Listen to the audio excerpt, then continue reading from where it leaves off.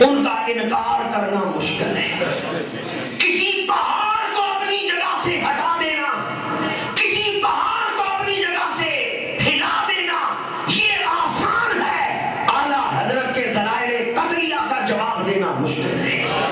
اعلیٰ حضرت تو وہ مضبوط شخصیت ہے، ملک سخن کی شاہی تجھ کو رضا مسلم، جس سمت آ گئے ہو سکے بٹھا دیے، جس سمت آ گئے ہو سکے بٹھا دیے.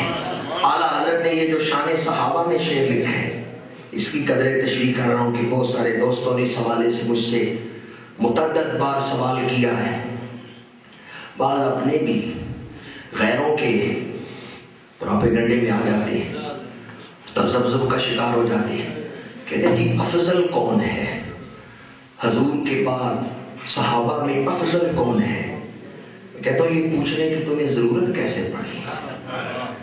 جس چیز کا فیصلہ حضور کر دیں، حضور کے فیصلے کے بعد پھر پوچھنے کی ضرورت رہ جاتی ہے. حضور نے اپنا مسلح کس کو دی ہے؟ کس کو مسلح دی ہے؟ مسلح ہے کس کا؟ کسی ولی کا مسلح ہے، کسی شیخ القرآن کا مسلح ہے، کسی شیخ الحدیث کا مسلح ہے. پہلے یہ تو دیکھو مسلح ہے کس کا. یہ کسی عام نبی کا مسلح نہیں، یہ امام الانبیاء کا مسلح ہے. اللہ کے آخری نبی، تاجدار ختم نبوت، سید المرسلین، ختم المرسلین، اپنا مسلح کسی کو دے یہ معمولی فیصلہ نہیں ہے. حضور کی نظر اپنے تمام صحابہ پہ ہے. حضور نے اپنے تمام صحابہ میں سے جسے اپنا مسلح دیا ہے وہ پیکر صدق و صفا سیدنا ابو بکر صدیق ہے. اب مجھے دل سامنے بتاؤ، جسے حضور اپنے صحابہ کا امام بنائے، تم اگر یہ پوچھو کہ افضل کون ہے تو ماتم کرو اپنی جہالت کا. تمہیں پتہ ہی نہیں ہے کہ امام کسے بنایا جاتا ہے، تمہیں پتہ ہی نہیں ہے کہ امامت کسے بخشی جاتی ہے. چند لوگ جمع ہو، کسی ایک نے نماز پڑھانی ہو تو امام وہ بنے گا جس کا علم زیادہ، جس کا تقویٰ زیادہ، جس کی فضیلت زیادہ. اللہ کے رسول جسے امامت دے رہے ہیں گویا بتا رہے ہیں کہ نگاہ نبوت میں ابو بکر سب سے افضل ہو، اعلیٰ. جن کا فیصلہ میرے آقا کر دیں. اب کوئی پوچھے بتاؤ افضل کون ہے، میں کہتا ہوں جاؤ کسی سے پوچھو امام کسے بنایا جاتا ہے. حضرت فاروق اعظم بڑی شان والے ہیں، پر حضرت فاروق اعظم نے حضور کی بھی بیعت کی ہے. حضور کے وصال کے بعد سیدنا ابوبکر صدیق کی بھی بیعت کی. حضرت عثمان غنی بڑی شان والے ہیں، پر حضرت عثمان غنی نے حضور کی بھی بیعت کی ہے. بعد میں حضرت صدیق اکبر، حضرت فاروق اعظم کی بھی بیعت کی. حضرت علی بڑی شان والے ہیں، حضرت علی نے حضور کی بھی بیعت کی ہے. حضرت صدیق اکبر، فاروق اعظم، عثمان غنی، اصحاب ثلاثہ کی بھی بیعت کی ہے. کوئی ایسا صحابی بتائیں جس نے صرف حضور کی بیعت کی، جس نے کسی صحابی کی بیعت نہیں کی، صرف حضور کی بیعت کی. کون سے ایسے صحابی؟ ثابت نہیں ہو گیا افضل الخلق بعد الرسول کون ہے؟ باقی صحابہ بھی بڑی شان والے ہیں، پر حضرت فاروق اعظم نے حضور کے بعد حضرت صدیق اکبر کی بیعت کی ہے. حضرت عثمان غنی، حضرت علی، دیگر صحابہ انہوں نے خلفائے راشدین کی بھی بیعت کی ہے. ان کے ادوار میں صرف ایک صحابی ہے جنہوں نے صرف اللہ کے رسول کی بیعت کی ہے، وہ سیدنا صدیق اکبر ہے. اس تاریخی دلیل سے بھی یہ بات ثابت ہوتی ہے کہ بعد از انبیاء بالتحقیق سب سے افضل والا ہے تو سیدنا صدیق اکبر ہے. اس لیے اعلیٰ حضرت نے لکھا ہے یعنی افضل الخلق بعد الرسول ثانی اثنین ہجرت پہ، ثانی اثنین ہجرت پہ وہ عمر جس کے آدھا پہ شیدا سکر اس خدا داد حضرت پہ جو صحابہ کی عزتوں کے محافظ بن کے کھڑے ہوں. ان کی طرف کوئی منسوب کرے کہ یہ شیعہ ہیں. جناب عثمان غنی کو مبارک دیتے ہیں اعلیٰ حضرت، نور کی سرکار سے پایا دوشالہ نور کا، ہو مبارک تم کو ذوالنورین جوڑا نور کا. یہ کسی معاذ اللہ رافضی کا کلام ہے۔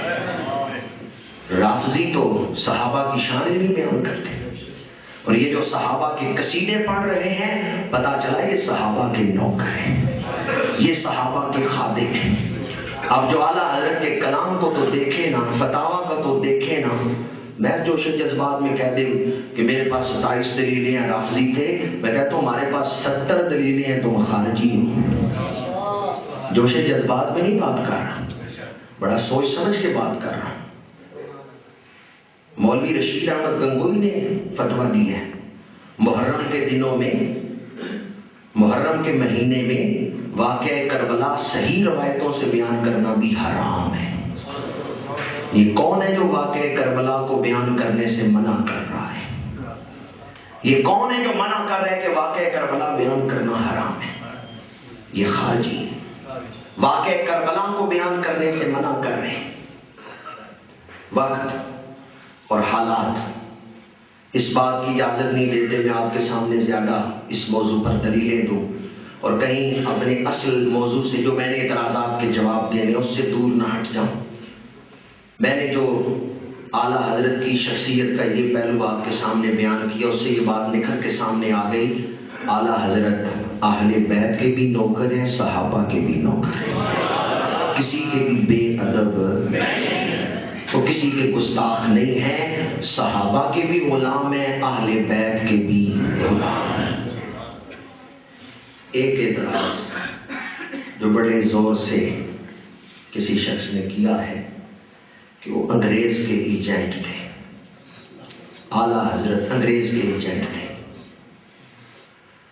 اس کے لیے اتنا ہی کہوں گا کہ ایک شریف عورت اور ایک کنجری کی رہائش اکٹھی کی، مکان اکٹھے تھے، وہ ایک دن لڑائی ہو گئی تو وہ جو فاحشہ عورت تھی طوائفہ، وہ شریف عورت کو کہنے لگی بیٹھ ہی کنجری ہے۔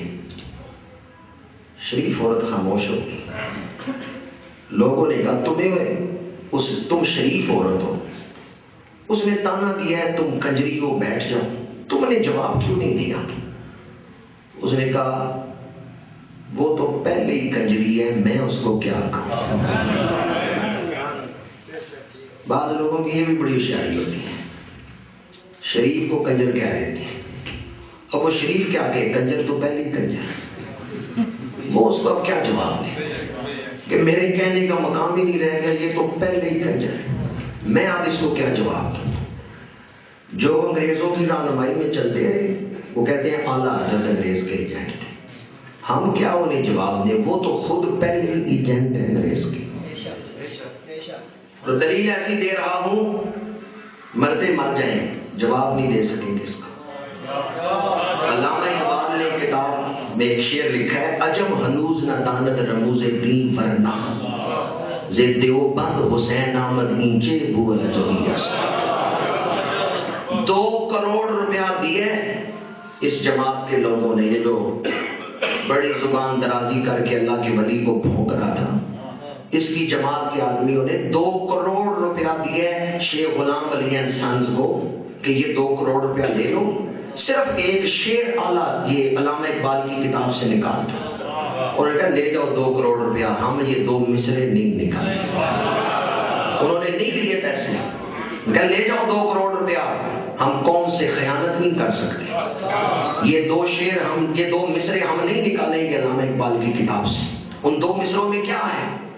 انہی کے جماعت کے ایک مولوی نے ممبر پہ بیٹھ کے کہا ہے، تحریک پاکستان کا دور تھا، اس نے ممبر پہ بیٹھ کے کہا ہے وطن مذہب سے یا دین سے نہیں بنتے، وطن تو قوموں سے بنتے ہیں، دین سے وطن نہیں بنتے۔ یہ کس نے کہا ہے؟ تمہاری جماعت کی مولوی نے ممبر پہ بیٹھ کے کہا، اور اتنا اس کا انداز میں شدت تھی کہ علامہ اقبال کو جواب دینا پڑا ہے، عجم ہنوز نہ داند رموز دی ورنہ، زے دیوبند حسین احمد اینچے بو الجویس۔ اگر کسی میں بڑی غیرت اٹھے تو وہ شیخ غلام علی اینڈ سنز پہ جا کے مقدمہ کرے، یا علامہ اقبال کے بیٹے پہ مقدمہ قائم کرے کہ وہ اس شعر کو کتاب سے نکالے۔ پر ان لوگوں نے آج تک اس شعر کو کتاب میں قائم رکھا ہے جو اس بات کا اعلان اور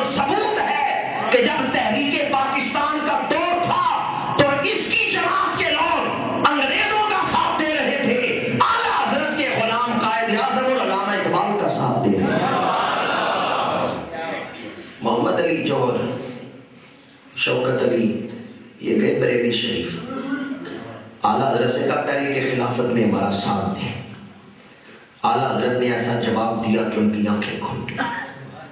اعلیٰ حضرت نے کہا جوہر برادران، تمہاری ایک آنکھ کھلی ہے، دونوں آنکھیں نہیں کھلی۔ تم ہندوؤں سے دوستی کر رہی ہو، انگریزوں سے دشمنی کر رہی ہو۔ احمد رضا انگریزوں کا بھی دشمن ہے، ہندوؤں کا بھی دشمن ہے۔ فرمایا تمہاری ایک آنکھ کھلی ہے کہ تم انگریزوں سے تو دشمنی کرتے ہو، ہندوؤں سے نہیں کرتے۔ اور اپنے بارے میں فرمایا میری دونوں آنکھیں کھلی ہیں، میں ہندوؤں کو بھی اسلام کا دشمن سمجھتا ہوں، انگریزوں کو بھی۔ گاندھی نے ایک موقع پر بریلی شریف آ کے اعلیٰ حضرت سے ملنے کی خواہش کی، تو جو چیلا آیا نا اعلیٰ حضرت کے مدرسے میں، بڑا وہ اچھل رہا تھا، مدرسے کی صفائی کریں، خوش ہو جائیں، گاندھی صاحب آپ سے ملنے کے لیے آ رہے ہیں۔ اعلیٰ حضرت نے کہا یہاں نہ لانا اس کو، میں نہیں اس سے ملنا چاہتا۔ ہندوؤں کے رہنما ملنے آتے ہیں تو اعلیٰ حضرت انکار کر دیتے ہیں۔ اور اپنی ان کی حالت کیا ہے؟ دارالعلوم دیوبند کا 7 سالہ جشن منایا جا رہا ہے تو اندرا گاندھی کو سٹیج پہ بٹھایا اور بڑی بڑی داڑیوں والوں کو اس کے پیروں میں بٹھایا۔ وہ داڑیاں اس کے جوتوں کی ایڑیوں کے برابر تھی۔ کون لوگ ہیں جنہوں نے ایک عورت کو سٹیج پہ بٹھا کے اس کے جوتوں کی جو ایڑی ہے اس کے برابر داڑھی والوں کو بٹھا دیا ہے؟ ہم آہ بھی کرتے ہیں تو ہو جاتے ہیں بدنام، یہ قتل بھی کرتے ہیں تو چرچا نہیں ہوتا۔ ہو تو اندرا گاندھی کو سٹیج پہ بٹھاؤ اور تانے ہمیں دو کہ اعلیٰ حضرت انگریز نواز تھے یا ایجنٹ تھے۔ اعلیٰ حضرت تو اس قدر خوددار تھے، ایک شخص نے عرض کیا کہ نان پارا کے حکمران کی تعریف میں چند شعر لکھنے کا سیدھا، ایڈ بڑی مل جائے گی، مدرسہ بڑا چل جائے گا، ایڈ مل جائے گی۔ اعلیٰ حضرت غیرت عشق رسول میں تڑپ اٹھے، کروں مدح اہل دبر رضا، پڑے اس بلا میں میری بلا، میں گدا ہوں اپنے کریم کا، میرا دین پار آئے۔ ایمان سے بتائیں جس ہستی کا یہ ذوق ہو، یہ عقیدہ ہو، یہ عمل ہو، اس نے انگریز کا ایجنٹ کہنا ظلم ہے یا نہیں؟ کروں مدح اہل دبر رضا، پڑے اس بلا میں میری بلا، میں گدا ہوں اپنے۔ یہ کریم کہتے ہوئے دل کو کوئی لطف آتا ہی نہیں؟ میں گدا ہوں اپنے کریم، یا رب تو کریمیوں محبوب کو کریم، سب شکر کے ہستے میانے دو کریم۔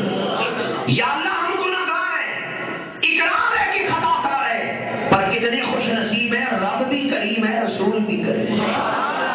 دو کریموں میں ہم گناہگاروں کی تو بن آئی ہے۔ یا رب تو کریمیوں محبوب تو کریم، سب شکر کے ہستے میانے دو کریم۔ اعلیٰ حضرت نے اسی بات کو نقل کیا ہے، کروں مدح اہل دبر رضا، بڑی اس بلا میں میری بلا، میں گدا ہوں۔ ذرا ذوق کے ساتھ کہہ دیں اگر آپ بھی گدا ہیں، میں گدا ہوں، میں گدا ہوں۔ اس پر بھی لوگ اعتراض کرتے ہیں حضور کا گدا، ایک طرف انگریزوں کے ایجنٹ ہونے کے سامنے ہم ثابت کریں وہ حضور کے گدا ہیں، کہتے ہیں یہ بھی شرک ہے، حضور کے کیوں گدا ہو گئے؟ تمہیں پتہ ہی نہیں در مصطفیٰ کی عظمت اور شان کیا ہے۔ اس لیے میں نے شروع میں کہا تھا جن کی زبانیں نبی کے خلاف کھلتی ہیں اگر کسی ولی کے خلاف کھل جائیں تو حیرت کی بات ہے۔ وہ تو انبیاء کرام کی بے ادبی اور توہین کرتے ہیں، میں نے دانستہ طور پہ ان کی وہ بے ادبیاں نہیں آپ کو سنائی جو انہوں نے نبیوں کے بارے میں کی۔ تو جو نبیوں کے گستاخ ہیں اگر کسی ولی کی بے ادبی کر دے تو حیرت کی بات ہے۔ حضور کو بھی معاذ اللہ سما معاذ اللہ، آج بھی ایک شخص الیکٹرانک میڈیا پہ فر انگریزی بولتا ہے اور کہتا ہے حضور سے مانگنا حرام ہے۔ ایک شخص نے اس سے سوال کیا کہ حضور سے مانگنا جائز ہے؟ اس نے کہا آج کے دور میں حضور سے مانگنا بھی حرام ہے، معاذ اللہ سما معاذ اللہ۔ اور حضور کو زندہ نہیں مانتا کہ حضور زندہ نہیں۔ اعلیٰ حضرت مدینہ شریف گئے، ابھی آپ نعت سن رہے تھے، وہ سوئے لالا زار پھرتے تیرے دن ہے بہار، اس گلی کا گدا ہوں میں جس میں مانگتے، اس گلی کا گدا ہوں میں جس میں مانگتے تاجدار پھرتے ہیں، اور دل میں خواہش ہے حضور کی زیارت ہو، مواجہ شریف کے سامنے بیٹھے، نعت مکمل ہو گئی، حضور کی زیارت نہیں ہو رہی، آخر مقطع لکھتے ہیں، کوئی کیوں پوچھے تیری بات رضا، تجھ سے شیدا ہزار پھرتے ہیں، تجھ سے کتنے ہزار پھرتے ہیں، اور بات کہتے ہیں اسی طرح پڑھے جس طرح اعلیٰ حضرت نے لکھا ہے، تجھ سے کتے ہزار پھرتے ہیں، اپنے آپ کو درے رسول کا سب کہا تو میرے آقا نے پردے ہٹا دیے، فرمایا احمد رضا اور تو خواب میں دیکھتے ہیں، تو کھلی آنکھوں کے ساتھ میرا دیدار، پھر جاگتے ہوئے دیدار رسول ہوا تو قسمیں اٹھا کے اعلیٰ حضرت بیان کرتے ہیں، اللہ کی قسم ہے میرا رسول آج بھی زندہ ہے، تو زندہ ہے واللہ، تو زندہ ہے واللہ، میرے چشم عالم سے جاگتے ہوئے دیدار رسول ہوا، تاجدار گولڑا کو بھی دیدار ہوا، تو اس یاد میں پھر جب تڑپتے ہیں تو لکھتے ہیں آج سکھ مدرانی بنی کیوں دلڑی اداس گھڑیری، لولو وچ شوق چنگیری، اج نینا لائیاں جڑیاں، اور پھر اس نعت میں اس دیدار کا ذکر کرتے ہیں جو وادی حمرا میں ہوا تھا، لاؤ مختی مخطط بردے یمن، من بھاوری جھلک دکھاؤ سجن، اوہ مٹھیاں گالیوں لاؤ مٹھن، جو ہمارا وادی سن کرے، کس قدر عشق عروج پہ ہے، تڑپ اور جولانیاں دیکھنے والی ہیں، تاجدار گولڑا لکھتے ہیں، اوہ مٹھیاں گالیاں لاؤ مٹھن، معبود وہی میٹھی میٹھی باتیں سننے کو میرے کان پھر ترس رہے ہیں، اوہ مٹھیاں گالی الاؤ مٹھن، جو ہمارا وادی سن کریاں، اور جب مقدے پہ پہنچے تو پکار اٹھے سبحان اللہ ما اجمل کا ما آسن کا ما اکمل کا، کتھے مہر علی کتھے تیری گستاخ کیاں کتھے جا رہی، بعض لوگ کہتے ہیں یہ خود ساختہ محبت ہے کہ اتنی بار دیدار یا جاگتے ہوئے دیدار، امام مالک سے پوچھیں، ساری عمر مدینہ منورہ رہے، ادب کیا مدینہ منورہ کا، ایک حج بھی ہے دوسرا حج بھی نہیں کرتے گئے، گلی کے درمیان میں نہیں چلتے، گلی کے کنارے پہ چلتے ہیں، کاندھا دیوار سے لگتا ہے، کئی دفعہ قمیص پھٹ جاتی ہے، شاگردوں نے کہا اتنا ادب کیا آپ نے مدینہ منورہ کا، ملا کیا ہے، اتنا ادب کیا مدینہ منورہ کا آپ کو ملا کیا ہے، امام مالک فرماتے ہیں ما بتو الا رأیت رسول اللہ صلی اللہ علیہ وسلم، میری کوئی رات ایسی نہیں گزری جس رات میں نے اللہ کے رسول کا دیدار نہیں کیا، ما بتو الا رأیت رسول اللہ صلی اللہ علیہ وسلم، مجھے ہر رات اللہ کے رسول کا دیدار نصیب ہوا،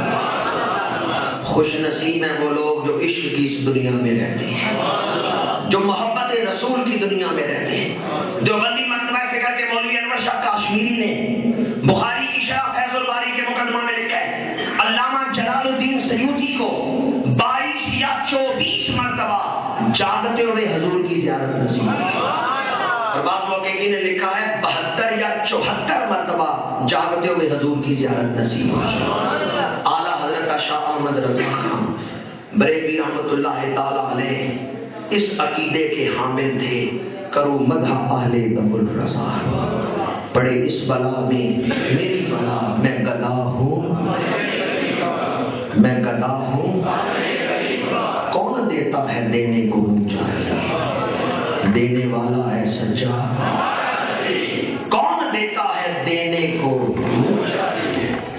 دینے کو ہاتھ چاہیے یا منہ چاہیے، ہاتھ سے دیا جاتا ہے یا منہ سے دیا جاتا ہے، آپ کسی کو پیسے پکڑاتے ہیں ہاتھ سے ہی پکڑاتے ہیں، کوئی اناج دیتے ہیں ہاتھ سے ہی توڑ کے دیتے ہیں، پر اعلیٰ حضرت نے ہاتھ نہیں لکھا، اعلیٰ حضرت نے منہ لکھا، منہ کیوں لکھا ہے، کسی کا دہن ایسا ہو جو کہہ دے وہ ہو جائے، کون دیتا ہے دینے کو، ہر کوئی نہیں دے سکتا، کوئی دینے والا منہ بھی چاہیے، اعلیٰ حضرت نے امام الانبیاء صلی اللہ علیہ وسلم کے دہن مبارک کی عظمت بھی بیان کر دی کہ حضور جو کہہ دیتے ہیں رب کر دیتا ہے، وہ اللہ کے محبوب ہیں، جو کہتے ہیں وہ ہو جاتا ہے، دینے والا ہے سچا، جو یہ استغاثہ کرے یا اللہ آج کرم فرما، جو بھی یہ استغاثہ کرے اس کا دامن دل اپنی رحمتوں سے بھر دے۔ کون دیتا ہے دینے کو اونچا، دینے والا ہے سچا، کرو مدح اہل دب الرسا، اور اس بلا میں میری بلا، میں گدا ہوں اپنے کریم کا، میرا دین پار آئے۔ چند ٹکے چند سکے میرا دین نہیں۔ اعلیٰ حضرت نے کمال فقر و درویشی کے ساتھ زندگی بسر فرمائے۔ دیکھیں یہود و نصارہ کے حوالے سے آپ نے جو فتاوی لکھے ہیں وہ پڑھ کے دیکھیں، انگریزوں کی حکومت ہو ان کے خلاف فتوے دیں تو پھر ان کے دوست ہیں، ان کے ایجنٹ ہیں۔ فتاوی رضویہ کے جو فتاوی ہیں اس دور میں لکھے۔ اعلیٰ حضرت عظیم البرکت شاہ احمد رضا خان بریلوی اس دور میں اگر انگریزوں کے خلاف فتوے دے رہے ہیں تو ثابت ہوا وہ انگریزوں کے دوست نہیں تھے۔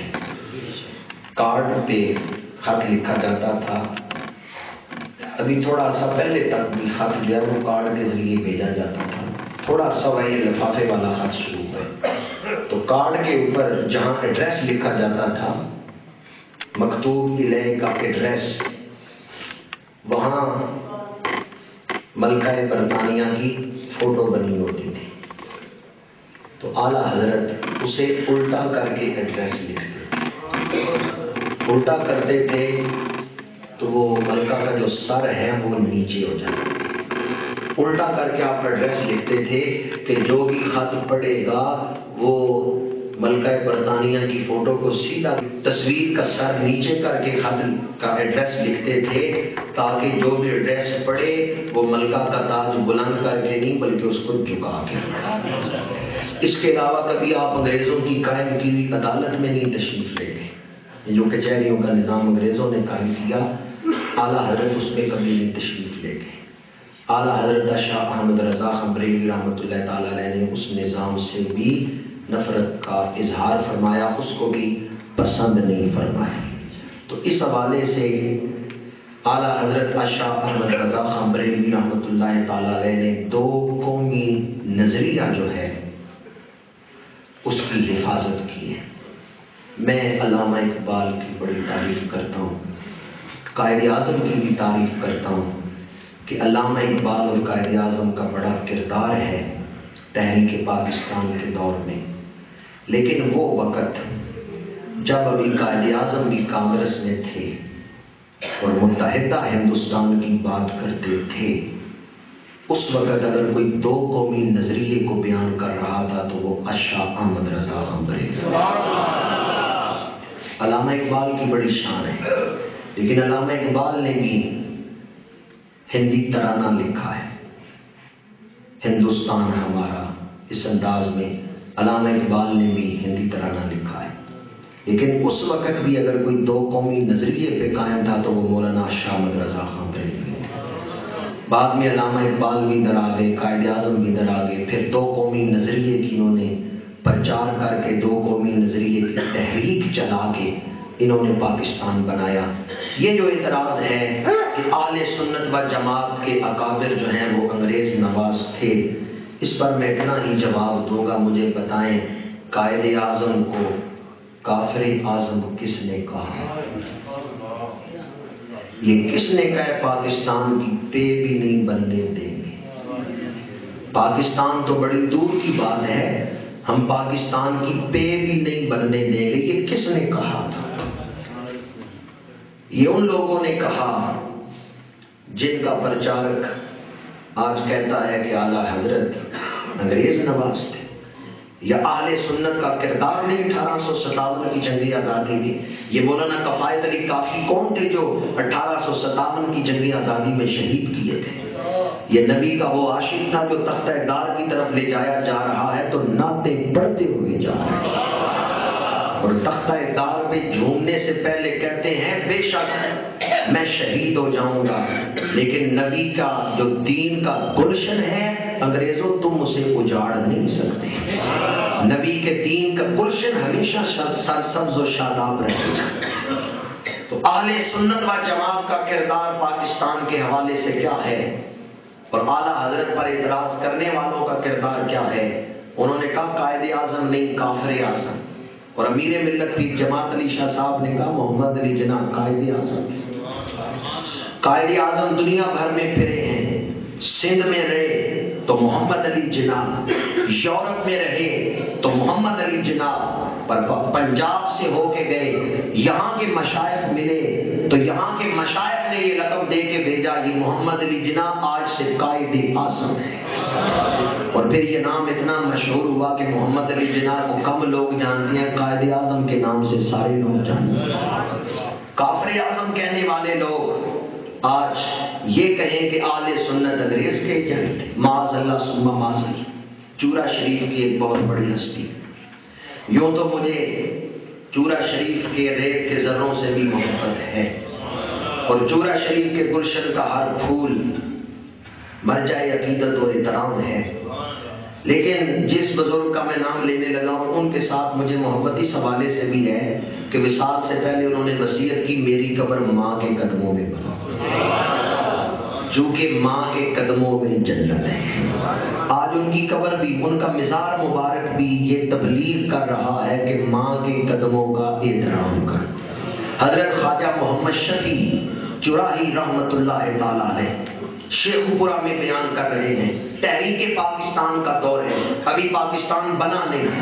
ایک بے ادب اور گستاخ اٹھا، کہنے لگا لوگوں کو یوں ہی گمراہ کر رہے ہو، یہ پاکستان نہیں بنے گا. تم یوں ہی لوگوں کو کہہ رہے ہو کہ پاکستان کے حق میں ووٹ دو، تم مسلمانوں کو گمراہ کر رہے ہو. حضرت خواجہ محمد شفیع چرائی رحمۃ اللہ تعالی علیہ نے فرمایا تم کیسے کہہ سکتے ہو کہ پاکستان نہیں بنے گا. اس نے کہا ہمارے فلاں مولوی نے بیان دیا ہے پاکستان تو بڑی دور کی بات ہے، ہم پاکستان کی پہ بھی نہیں بننے دیں گے. حضرت خواجہ محمد شفیع چرائی جلال میں آ گئے. آپ نے فرمایا میں اللہ کی قسم اٹھا کے کہتا ہوں پاکستان ضرور بنے.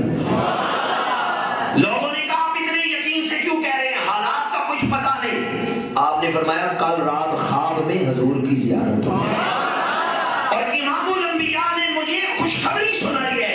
حضور نے فرمایا محمد شفیع تجھے مبارک ہو، میرے دربار سے پاکستان کی منظوری دے دی. حضرت خواجہ محمد شفیع چراہی رحمۃ اللہ تعالی علیہ نے مجمع عام میں گفتگو کرتے ہوئے فرمایا مجھے تو خواب میں اللہ کے رسول یہ مبارک دے کے گئے ہیں کہ پاکستان بنے گا. تمہاری ایک جماعت نہیں، ایک مولوی نہیں، اگر سینکڑوں لوگ بھی ایک بھی چوکی کا سور لگا لیں اب پاکستان کو بننے سے روک نہیں سکتے، اس لیے کہ اس کی منظوری دربار مصطفیٰ سے ہو چکی ہے.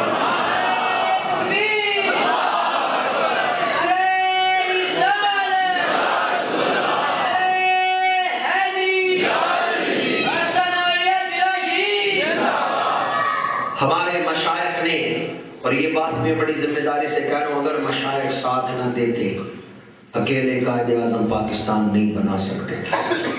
لاہور میں جب قرارداد پاکستان منظور ہوئی، کس تاریخ کو منظور ہے؟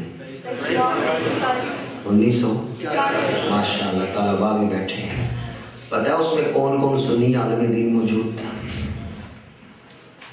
علامہ عبدالحامد بدایونی اس میں تھے، انہوں نے تقریر کی. مولانا عبدالحامد بدایونی نے قرارداد پاکستان کے حق میں تقریر کی. علامہ عبدالغفور ہزاروی اس میں تھے، علامہ ابو الحسنات اس میں تھے. اہل سنت کے کتنے بزرگ 23 مارچ 1940 یہ مینار پاکستان جہاں بنا ہے، یہاں جو قرارداد پاکستان پیش کی گئی اس میں قائد اعظم کی تقریر سے پہلے علامہ عبدالحامد بدایونی نے بھی اس قرارداد کے حق میں تقریر کی ہے اور کہا ہے ہمارے مدرسے، ہماری جماعتیں، ہماری تمام تر افرادی قوت محمد علی جناح تمہارے ساتھ ہے.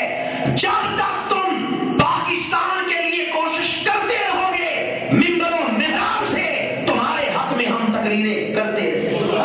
اور میرے ملت کی جماعت علی شاہ صاحب نے تو سنی بنارس کانفرنس میں آپ نے کہا تھا اگر محمد علی جناح پاکستان کے مطالبے سے دستبردار بھی ہو جائے، اگر قائد اعظم کہیں کہ ہم نے پاکستان نہیں بنانا پھر بھی ہم پاکستان بنا کے دم لیں گے. ہم فقیر اپنی خانقاہوں سے نکلے ہیں تو پاکستان بنا کے واپس خانقاہوں میں. یہ کس نے تقریر کر کے کہا تھا؟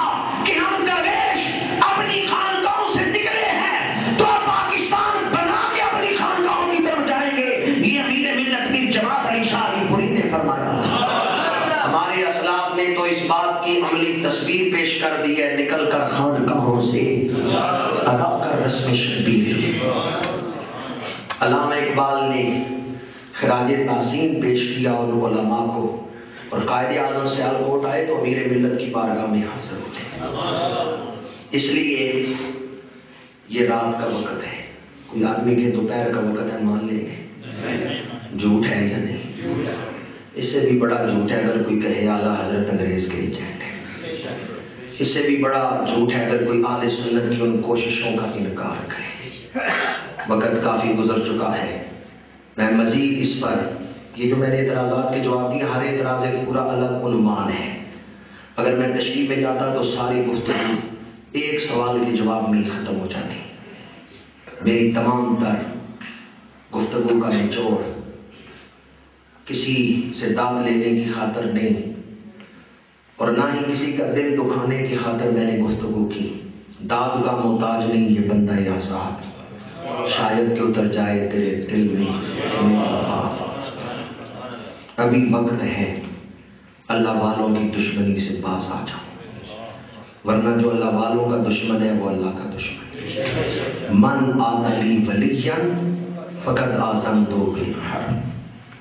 بس اس چیز کو پیش نظر رکھ کے میں نے دلائل بھی دیے، اولیاء اللہ کی عظمت کی حفاظت کے حوالے سے بھی گفتگو کی، ورنہ کسی کا دل دکھانا مقصود نہیں ہے۔ مقصود یہ ہے کہ وقت ہے، عمر کی مہلت ہے، اللہ والوں کی دشمنی سے باز آ جاؤ، ورنہ جو اللہ والوں کا دشمن ہوتا ہے اس کا اخیر بڑا ہی برا ہوتا ہے۔ موت کے وقت پتہ چلتا ہے ولیوں کی دشمنی کا نتیجہ کیا ہے۔ بڑے بڑے اولیاء نے اس بات کو نقل کیا ہے، جو اللہ والوں سے محبت کرنے والا ہے، موت کا وقت آئے تو اس کی زبان پہ کلمہ جاری ہو جاتا ہے۔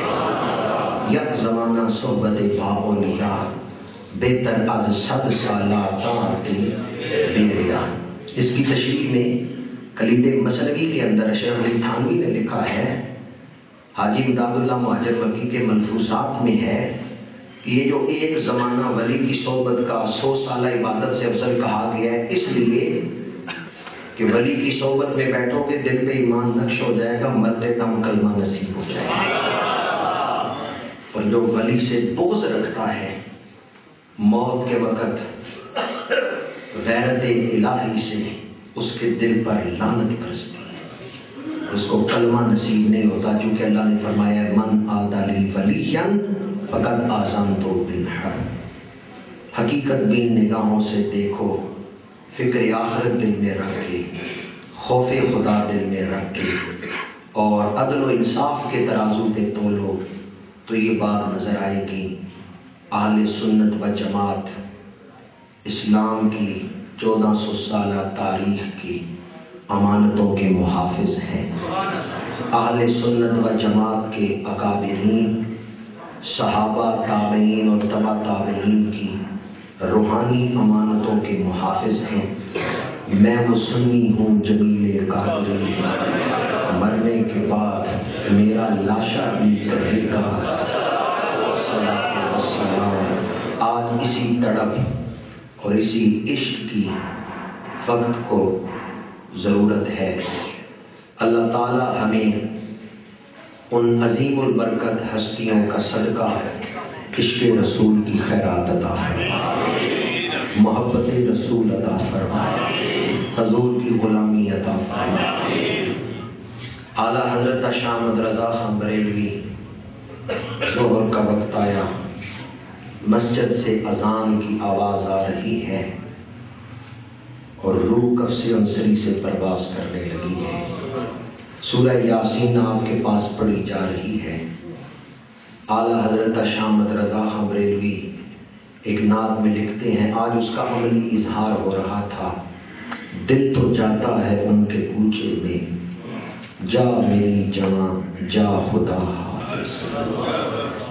اعلیٰ حضرت کی روح مبارک وجود عنصری سے نکل رہی ہے تو اس کی منزل کیا ہے؟ در رسول ہے۔ بس انہیں مانا انہیں جانا، نہ رکھا غیر سے کچھ کام، للہ الحمد میں دنیا سے مسلمان گیا۔ میری گفتگو کے حوالے سے کسی دوست کے دل میں کوئی سوال ہو تو وہ پوچھ سکتے ہیں، میں اس کے لیے جواب دے ہوں۔ تحریک فکر رضا کے اراکین کو ہدیہ تبریک پیش کرتا ہوں، جنہوں نے اعلیٰ حضرت شاہ احمد رضا خان بریلوی کی شخصیت کو خراج تحسین پیش کرنے کے لیے یہ عظیم الشان کانفرنس منعقد کی۔ میں اعلیٰ حضرت کی فضیلت، نعت دین کے اعتراضات، ان کا جواب دینے کے بعد اعلیٰ حضرت کی شخصیت کے پیغام پر، فکر آخرت پر ایک شعر پر گفتگو کو سمیٹ رہا ہوں۔ اعلیٰ حضرت نعت بھی لکھتے تو اس میں فکر آخرت کا مضمون لے آتے۔ ایک بڑی مشہور اعلیٰ حضرت کی نعت ہے جس میں قافیہ ردیف یہ ہے کہ یہ بھی نہیں وہ بھی نہیں، یہ بھی نہیں وہ بھی نہیں۔ اعلیٰ حضرت نے ایک نعت میں یہ ایک ردیف قافیہ قائم کیا ہے، اس میں فکر آخرت کا ایک شعر لکھا ہے: دن لہو میں کھونا تجھے، شب بھر عیش میں سونا تجھے، خوف خدا شرم نبی، یہ بھی نہیں وہ بھی نہیں۔ خورشید تھا کس زور پر، کیا بھر کے چمکا تھا کمر، بے پردہ جب وہ رخ ہوا، یہ بھی نہیں وہ بھی نہیں۔ حضور کا چہرہ بے نقاب ہو تو خورشید و قمر بھی اس کے آگے شرما جاتی ہے۔ امام الانبیاء صلی اللہ علیہ وآلہ وسلم کے حسن و جمال کا تذکرہ کرتے ہوئے اعلیٰ حضرت نے فکر آخرت دلائی اور کہا: دن بھر تم عیش و عشرت میں رہتے ہو اور رات بھر غفلت میں رہتے ہو، اگر اللہ کا خوف ہوتا یا شرم نبی ہوتا تو زندگی غفلت میں نہ گزرتی۔ دن لہو میں کھونا تجھے، شب بھر عیش میں سونا تجھے، خوف خدا شرم نبی، یہ بھی نہیں وہ بھی نہیں۔ میں آپ کی خدمت میں یہی عرض کروں گا، دلوں میں خوف خدا اور شرم نبی کو پیدا کریں۔ حضور کا سامنا ہوگا تو کیا منہ حضور کو دکھائیں، حضور کی امت کی خدمت کریں، حضور کی امت کو جوڑنے کی بات کریں اور دین کے فروغ کی بات کریں، مساجد اور مدارس کو، ان کے پیغام کو عام کرنے کے لیے اپنی زندگی میں کچھ وقت ہی اس مقصد کے لیے بسر کریں۔ اعلیٰ حضرت نے فکر آخرت دلاتے ہوئے بڑی مشہور زمانہ نعت جو میں نے پہلے پڑھی وہ سورہ لالا زار پھرتے ہیں، اس میں بھی ایک فکر آخرت کا شعر لکھا ہے: ہائے غافل کون سی جگہ ہے جہاں 5 جاتے ہیں 4 پھرتے ہیں۔ کون سی جگہ ہے؟ 5 جاتے ہیں 4 پھرتے ہیں۔ 4 وہ جنہوں نے چارپائی کو اٹھایا ہوا ہے، 5واں اوپر ہے۔ وہ مردے کو قبر میں رکھ کے واپس کتنے آئے؟ 5 جاتے ہیں 4 پھرتے ہیں۔ اعلیٰ حضرت نے اس نعت میں قبر کی یاد دلائی، تو نعت کے اندر بھی فکر آخرت کا مضمون لے آنا یہ اعلیٰ حضرت کی تبلیغ دین کا ایک پہلو ہے۔ انہوں نے توصیف پیغمبر تعلیم پیغمبر کی روشنی میں کی، توصیف رسول تعلیم رسول کی روشنی میں، کہ جب حضور کی شان بیان کی ہے تو ساتھ میں حضور کی تعلیم بھی بیان کی۔ اگر قبر کی کوٹھڑی یاد ہو تو زندگی غفلت میں نہ گزرے۔ اعلیٰ حضرت شاہ احمد رضا خان بریلوی کے حوالے سے ایک بات کر رہا ہوں، مجھے نوجوان کثرت سے نظر آ رہے ہیں۔ اعلیٰ حضرت اپنے ماں باپ کا بڑا ادب کرتے تھے، والدین کا بڑا ادب کرتے تھے۔ اگر کچھ فتوحات ہوتی، یعنی کوئی ہدیہ دے جاتا، کوئی نذرانہ دے جاتا، تو اعلیٰ حضرت اپنی والدہ کو دیتے، پھر اپنا خرچ والدہ سے مانگتے تھے، اپنا خرچ پھر والدہ سے مانگتے تھے۔ اور آج کل کئی بیٹیاں کماتے ہیں تو ماں باپ کو خرچ دیتے ہیں، باقی ہاتھ اپنے میں ہی رکھتے ہیں۔ اعلیٰ حضرت عظیم البرکت جو کچھ آتا تھا والدہ کو دیتے تھے اور پھر خرچنے کے لیے اپنی والدہ سے لیتے۔ فرماتے ہیں میری ماں کا دل خوش ہوتا تھا اور ان کے دل سے میرے لیے دعائیں نکلتی. آج کل بعض لوگ کہتے ہیں ماں میرے گھر رہتی ہے، کوئی کہتا ہے باپ میرے پاس ہوتا ہے. یہ نہیں کہتے میں باپ کے پاس ہوتا ہوں، میں ماں کی خدمت میں ہوتا ہوں. کہتے ہیں ماں کو میں نے اپنے گھر رکھا ہوا ہے، احسان کے اظہار میں کہ میں نے ماں کو اپنے گھر میں رکھا ہوا ہے.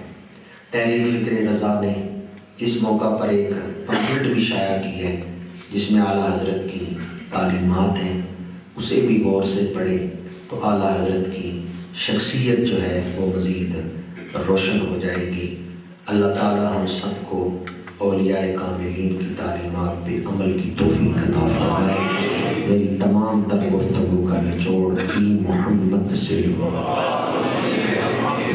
تم نے تو ہم تیرے ہیں، یہ تو ہر چیز ہے کیا لب قلم تیرے ہیں وما علینا.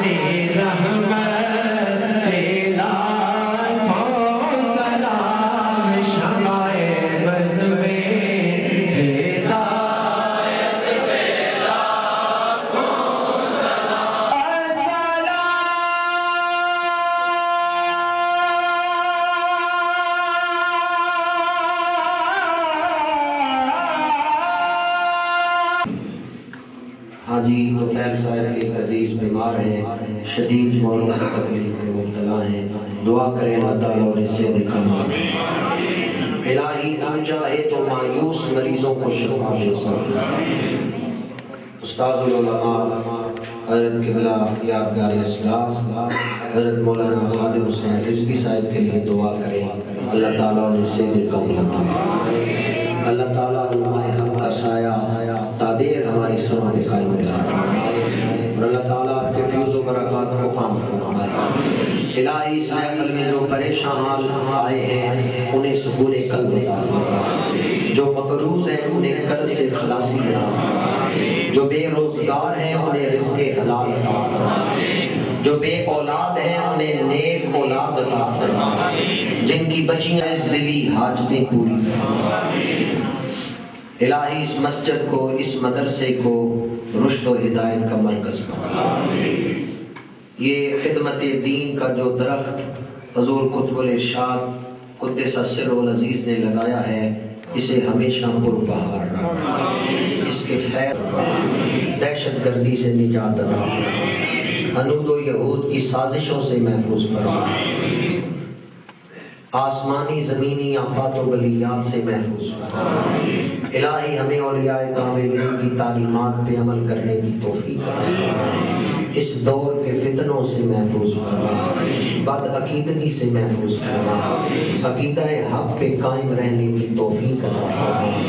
الہی ہم سب کو حضور کی زیارت نصیب فرما، ہماری زندگی میں بھی وہ رات آئے کہ میں سو جاؤں یا مصطفیٰ کھلے آنکھ صلی تڑپنے بھڑکنے کی توفیق دے، دل مرتضیٰ سوز صدیق دے، وصلی اللہ تعالی علی رسولہ خیر خلقہ سیدنا و مولانا محمد وعلی آلہ و اصحابہ۔